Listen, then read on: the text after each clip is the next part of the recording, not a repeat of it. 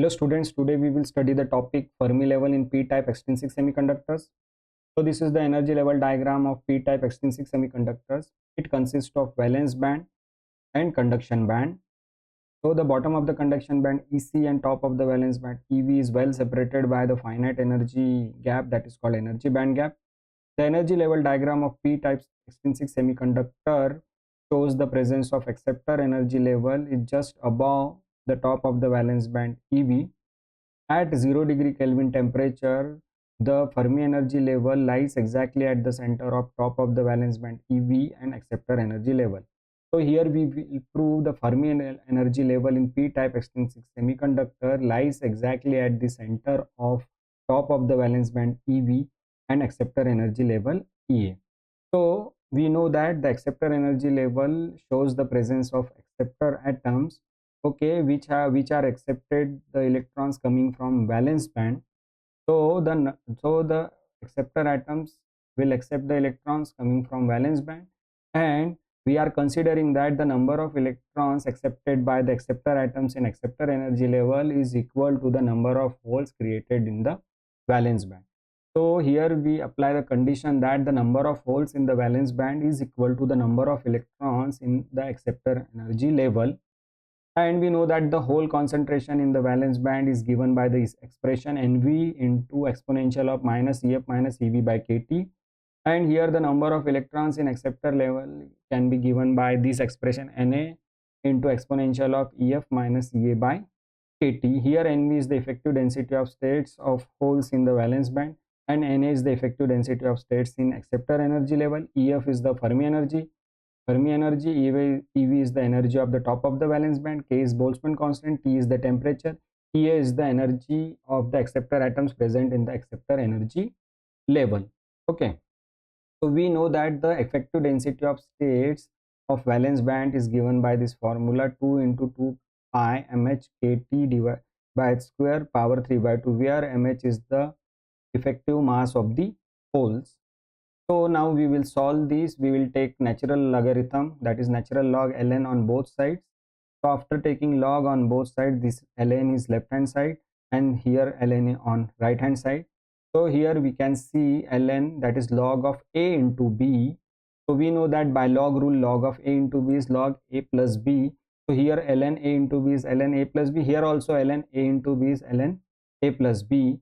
So look at the second term, here is exponential and here is ln, and we know that ln means natural log and exponential are inverse of each other. So ln and this exponential term will be cancelled out and only this power will remain in the second term on left hand side, as well as here ln and exponential are inverse of each other, so they will cancel out and only the power Ef minus Ea by kT will remain on right hand side.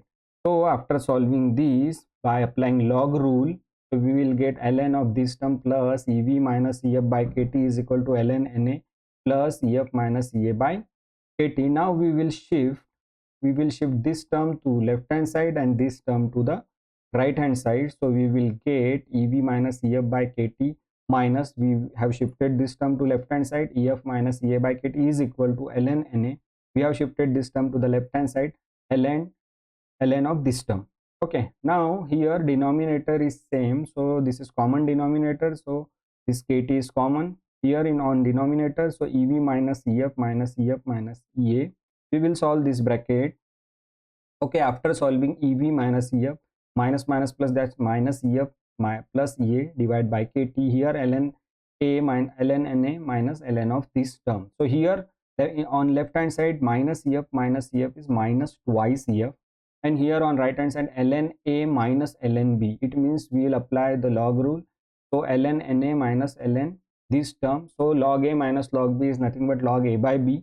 So ln Na minus ln of this term is ln of Na divided by this term. So on solving this, we will get Ev minus twice Ef plus Ea by kT on right hand side, and on left hand side we will get ln Na divided by this term. Now we will shift this Ea to on second position and minus 2f on last position here on left hand side. So we will get Ev plus Ea minus twice Ef by kT is equal to ln of this term. Okay, Now we will multiply KT on both sides. After multiplying KT on both sides, here KT divided by KT is 1 on left hand side, so we will get only EV plus EA minus twice EF on left hand side, and here KT into this term. Okay, so now we have got this expression. Now we will shift this minus twice EF on right hand side. So after shifting these, we'll get EV plus EA is equal to twice EF plus KT into this term. Okay, KT into this term. Now the same term, okay, I have quoted here same term for same step. Just I have taken bracket. Okay, inside the bracket EV plus EA. Now we will shift this KT ln Na by this term to the left hand side. So after shifting this term to left hand side, this will become minus EV plus EA minus KT ln Na divided by this term is equal to twice EF. Now we can write A equal to B can be written as B equal to A. So I will write twice EF here left hand side and whole term on right hand side. So we will get twice EF is equal to EV plus EA minus KT ln Na divided by this term. Okay. So on next slide, okay, we will shift this 2 twice EF. We will shift 2 to the right hand side. So it will go to the denominator. So EF is equal to EV plus EA divided by 2 minus half KT ln of this term.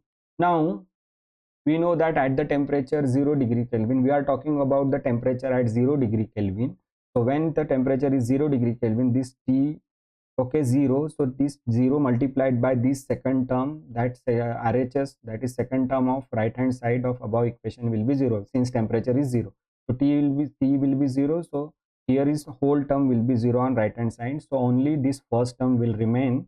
So EF is equal to, now EF is equal to EV plus EA by 2. It means that EF is the energy, Fermi energy is equal to energy of the valence band plus energy of acceptor energy divided by 2. It means Fermi energy level lies exactly at the center of top of the valence band and acceptor energy level. Hence, we can say that Fermi energy level in p-type extrinsic semiconductor lies at the center of top of the valence band EV and acceptor energy level EA. So today we have seen the position of Fermi energy level in p-type extrinsic semiconductor at 0 degree Kelvin, and we have proved that the Fermi energy level in p-type extrinsic semiconductor lies exactly at the center of EV and acceptor energy level. So thank you very much.